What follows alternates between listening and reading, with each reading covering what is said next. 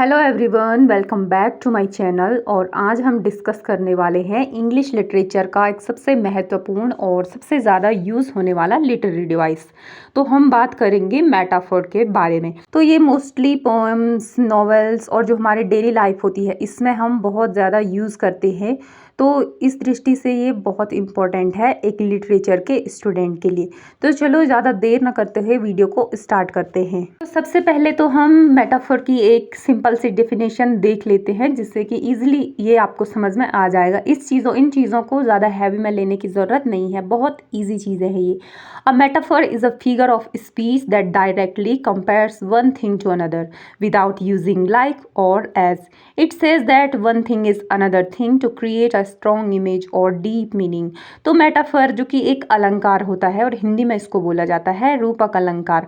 तो इसमें बोला जा रहा है कि ये एक ऐसी चीज़ है जिसमें कि दो चीज़ों की सीधे सीधे तुलना की जाती है, कंपेयर किया जाता है, लेकिन यहाँ पे लाइक और एज का प्रयोग नहीं होता है। तो इसमें कंफ्यूज होने की ज़्यादा ज़रूरत नहीं है। लाइक और एज का प्रयोग नहीं किया जाएगा, लेकिन यहाँ पे कंपैरिजन किया जाएगा ताकि जो मीनिंग है वो और भी इफ़ेक्टिव बने और डीप बने।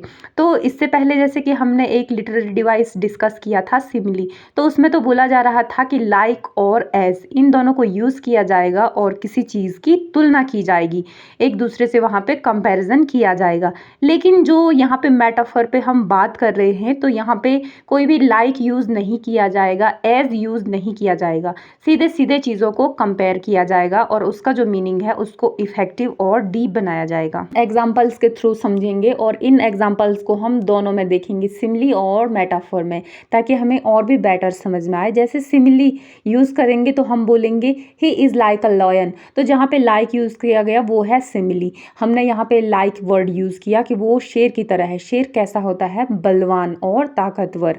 फिर अगर हम इसी को मेटाफर यूज़ करते हुए कहेंगे तो हम कहेंगे ही इज़ अ लॉयन। हमने तुलना तो की, लेकिन हमने लाइक और एज इन दोनों वर्ड को यहाँ पे यूज़ नहीं किया। थोड़ा और क्लियर समझने के लिए हम देखते हैं कि हर मेटाफर में दो पार्ट्स होते हैं।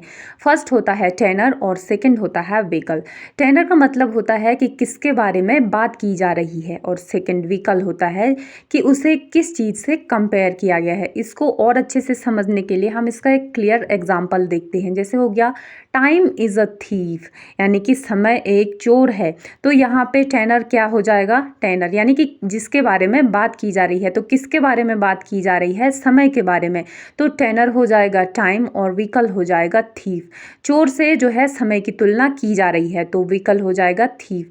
तो समय एक चोर होता है जो कि हमारी जो ज़िंदगी होती है उसके जो कीमती पल होता है उसको चुरा लेती है। तो यहाँ पे टाइम और थीफ की तुलना की गई है, लेकिन यहाँ पे हमने देखा कि एज और लाइक को यूज़ नहीं किया गया। तो इस प्रकार से आप खुद से भी कुछ ईजी से एग्जाम्पल्स बना सकते हैं, जिससे कि ये आपको कम्प्लीटली बहुत अच्छे से समझ में आ जाएगा। जैसे life is a journey. Second हो जाएगा books are doors to new worlds. Third हो जाएगा हर स्माइल इज सनशाइन।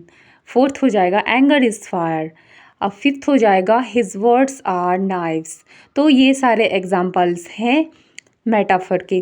तो ये था मेटाफर का पूरा एक्सप्लेनेशन, और ये एक बहुत ही इफ़ेक्टिव और ब्यूटीफुल लिटरेरी डिवाइस है और बहुत इम्पॉर्टेंट है हर एक लिटरेचर स्टूडेंट के लिए।